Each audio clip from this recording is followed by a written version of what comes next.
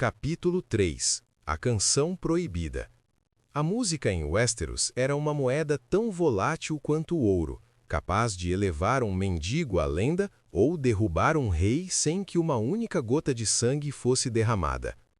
Daeron, o bardo, sabia disso melhor do que ninguém. Sentado em um banco de carvalho carcomido na estalagem do Homem Alegre, ele sentia o arrepio do vinho azedo em sua garganta e o peso familiar do alaúde em seu colo.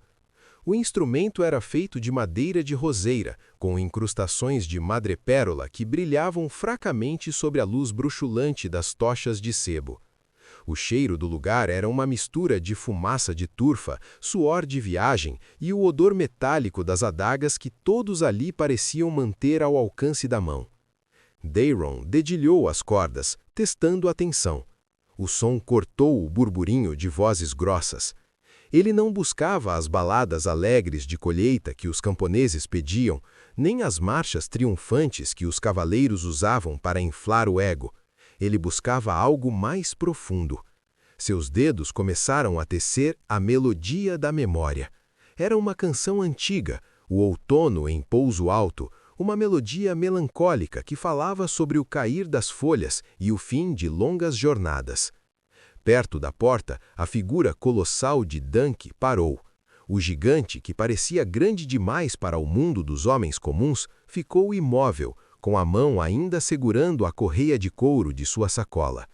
Daeron observou o rosto de Dunk. Sob a luz das tochas, a expressão de Dunk desmoronou. A rigidez de seus ombros cedeu e seus olhos claros ficaram nublados por uma névoa de luto. O bardo viu Dunk fechar os olhos e soube que ele não estava mais em Ashford. Estava em algum lugar na estrada, sob um mulmeiro, cavando uma cova para um velho que não tinha nada além de um cavalo, uma armadura remendada e uma canção favorita. Daeron parou de tocar subitamente, o silêncio ecoando na sala. Dunk estremeceu, como se tivesse sido despertado de um sonho febril.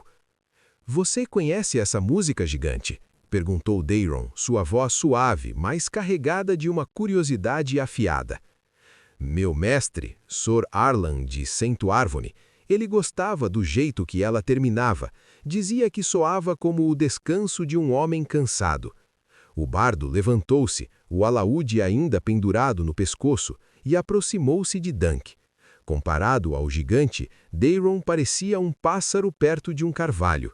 Ele começou o duelo de palavras, circulando Dunk com uma elegância predatória. "Um mestre honrado, sem dúvida", disse Daeron, os olhos fixos nos de Dunk. "Mas Sor Arlan se foi, e aqui está você, vestindo o aço dele, carregando o nome dele. Diga-me, gigante, quem o nomeou cavaleiro? Foi sob o teto de um castelo? Ou foi na solidão da estrada, sob as estrelas, onde apenas os deuses e os fantasmas podem testemunhar?" Dunk hesitou. O bardo notou a leve gagueira que surgiu no canto da boca do gigante, o tremor quase imperceptível em suas mãos imensas. Sor Arlan, ele me sagrou antes de partir. Ele encostou a espada no meu ombro." "Uma história conveniente", provocou Daeron, inclinando a cabeça. "Mas as palavras de um homem morto são como fumaça no vento. Sem um lorde para assinar o pergaminho, sem um septão para ungir com os 7 olhos, você é apenas um plebeu com um pedaço de ferro e uma mentira perigosa. O que acontecerá se o príncipe Maekar perguntar, ou o príncipe Baelor? Sua língua será tão forte quanto seu braço? Ou você vai gaguejar até que a corda do carrasco aperte seu pescoço?" Dunk não respondeu com fúria, o que surpreendeu o bardo. Em vez disso, o gigante apenas baixou a cabeça, uma imagem de humildade que parecia pesar mais que sua armadura. Daeron sentiu uma pontada de remorso, algo raro para um homem que vivia de expor as fraquezas dos outros. Para quebrar a tensão, o bardo desviou o olhar para o canto da estalagem, onde uma pequena multidão se reunia. Ali, Tanselle, a titereira, montava seu palco improvisado. Daeron esqueceu Dunk por um momento e começou o teatro de sombras. Enquanto as mãos ágeis da moça faziam os bonecos de madeira dançarem, o bardo começou a improvisar versos em voz baixa, narrando a beleza dela. Ela tem dedos que fiam o destino em fios de linho, Dairon murmurou ritmicamente, observando como o rosto de Tansely se iluminava com a concentração. Seus olhos são poços de âmbar onde príncipes poderiam se afogar sem reclamar. Ela é grande demais para este mundo de anões de espírito, uma rainha de madeira e tinta em um reino de lama. Dunk observava Tansely com uma fascinação muda, e Dairon percebeu que o gigante estava encantado não pelas marionetes, mas pela mulher que lhes dava vida. O bardo sorriu. Era uma tragédia em formação. Um cavaleiro que talvez não fosse cavaleiro e uma artista que era grande demais para sua própria sorte. O clima na estalagem mudou quando um grupo de soldados mercenários, bêbados de vinho azedo e arrogância, chutou uma mesa e exigiu atenção. Eles usavam cores desbotadas, mas suas adagas eram bem cuidadas. O líder, um homem com uma cicatriz que dividia sua sobrancelha, jogou uma caneca vazia na direção de Dairon. Iniciou-se a aposta de vinho. «Cante algo de verdade, bardo», gritou o mercenário. «Chega de músicas de folhas caindo e bonecos de pau. Cante a canção do dragão negro. Cante sobre Daemon Blackfyre e o campo de capim vermelho». O silêncio caiu como uma mortalha sobre a estalagem. Cantar sobre os Blackfyre era traição. O Lord Bloodraven tinha 1000 olhos e um, e seus espiões estavam em todos os lugares. Se Dairon tocasse uma única nota da rebelião fracassada, ele poderia terminar a noite sem a língua, ou pior. «Eu não conheço essa canção, senhores», mentiu Dairon, sua voz agora fria como o aço. «Conhece sim, todo bardo vagabundo conhece». O mercenário levantou-se, a mão indo para o punho da espada. «Cante agora ou vamos ver se suas tripas fazem um som tão bonito quanto esse seu alude». A tensão subiu até o ponto de ruptura. Os outros soldados levantaram-se, cercando o bardo. Foi quando a sombra de Dunk se projetou sobre o grupo. O gigante deu um passo à frente, sua estatura forçando os mercenários a olharem para cima até sentirem dor no pescoço. «O bardo disse que não conhece a música», disse Dunk. Não era um grito, mas o tom era tão sólido quanto uma parede de castelo. «E o vinho de vocês parece ter acabado. Talvez seja a hora de dormirem». O líder dos mercenários olhou para as mãos de Dunk, punhos que pareciam pedras de pavimentação, e depois para a altura absurda do gigante. A coragem movida a álcool evaporou diante da realidade física do gigante.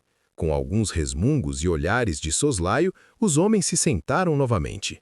Dairon soltou o fôlego que não sabia que estava segurando.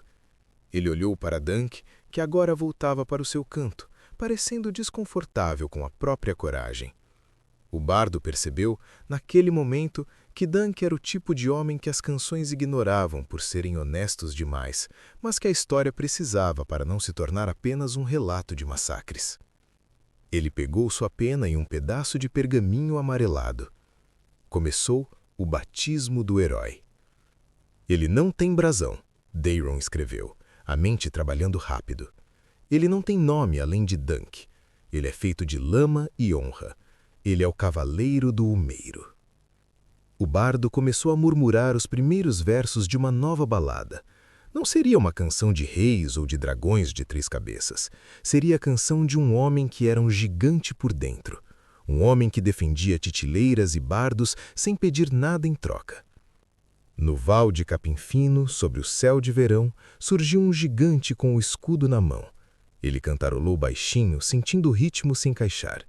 Sem ouro no bolso, sem nome de lorde, mas com a alma mais pura que o fio de sua foice. Dairon olhou para Dunk uma última vez antes de se retirar para seu quarto. Ele sabia que o torneio de Ashford seria um banho de sangue e que o gigante estava caminhando para uma armadilha que envolvia príncipes e juramentos. Mas ele também sabia que, acontecesse o que acontecesse, ele daria a Dunk a única coisa que um ferreiro ou um rei não podiam dar: a imortalidade. A canção do Cavaleiro do Humeiro estava nascendo, e com ela o primeiro capítulo de uma lenda que cruzaria os 7 reinos. Dairon adormeceu com o som das cordas de seu alaúde ainda vibrando em sua mente, enquanto lá fora o vento de Ashford sussurrava o nome de um herói que ainda não sabia que o era.